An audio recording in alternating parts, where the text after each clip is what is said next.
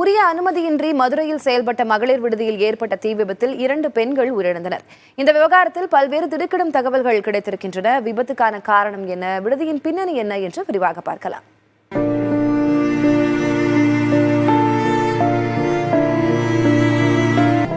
அதிகாலை ஆழ்ந்த உறக்கத்தில் இருந்தபோது திடீரென பெண்கள் அலறும் சத்தம் மதுரை கற்றாபாளையம் தெருவில் ஒலித்தது.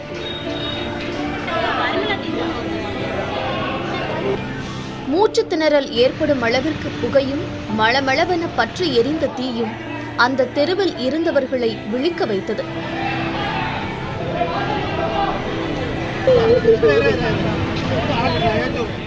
அப்பகுதியில் செயல்படும் தனியார் மகளிர் தங்கும் விடுதியில் தீ பற்றியதை கண்ட அவர்கள் தீயணைப்பு துறையினருக்கு தகவல் கொடுக்க நிகழ்விடத்திற்கு வந்த தீயணைப்பு வீரர்கள் தண்ணீரை பீச்சி அடித்து தீயை கட்டுக்குள் கொண்டு வந்தனர்.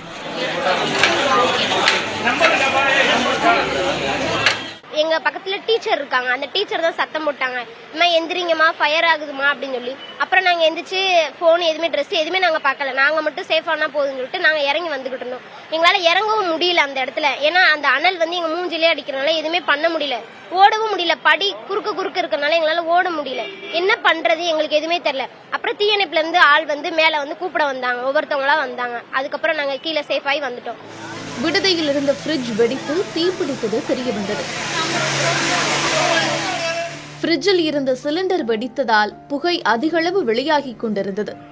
தொடர்ந்து விடுதியில் சிக்கியிருந்த பெண்களை மீட்ட தீயணைப்பு துறையினர் புகையால் மூச்சு திணறல், தீக்காயம் ஏற்பட்ட 10 பெண்கள் அருகிலுள்ள மருத்துவமனைகளில் அனுமதிக்கப்பட்டனர்.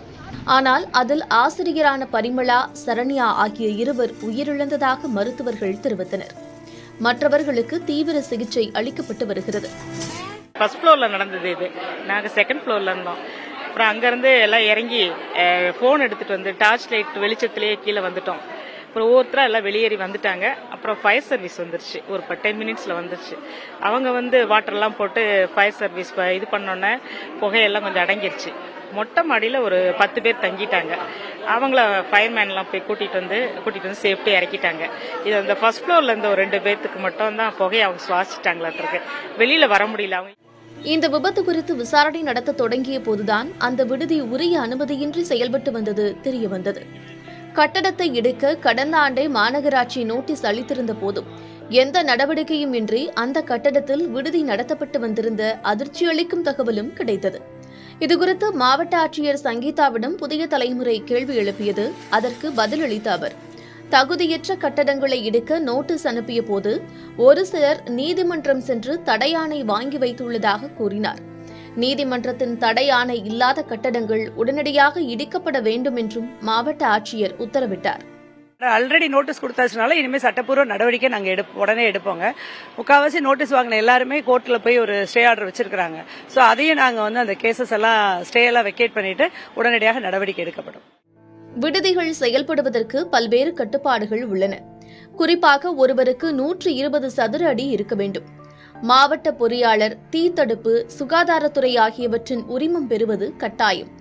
பாதுகாப்பு வசதிக்கான உரிமம் பெற்றிருக்க வேண்டும் என்று கட்டுப்பாடுகள் உள்ளன. ஆனால் இவை எதனையும் பெறாமல் தீ விபத்திற்கு உள்ளான விடுதி செயல்பட்டு வந்திருப்பது விசாரணையில் தெரிய வந்திருப்பது அதிர்ச்சியை ஏற்படுத்தியுள்ளது. இதுபோன்று பல்வேறு விடுதிகள் செயல்படுகிறது என்ற கவலையளிக்கும் தகவலையும் மாவட்ட நிர்வாகமே கூறியிருக்கிறது.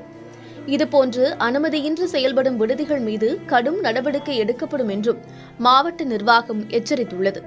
விடுதிகள் குறித்து ஆய்வு செய்ய மாவட்ட ஆட்சியர் தலைமையில் குழுவும் அமைக்கப்பட்டுள்ளது. புதிய தலைமுறைக்காக செய்தியாளர்கள் மணிகண்ட பிரபு மற்றும் பிரசன்னா.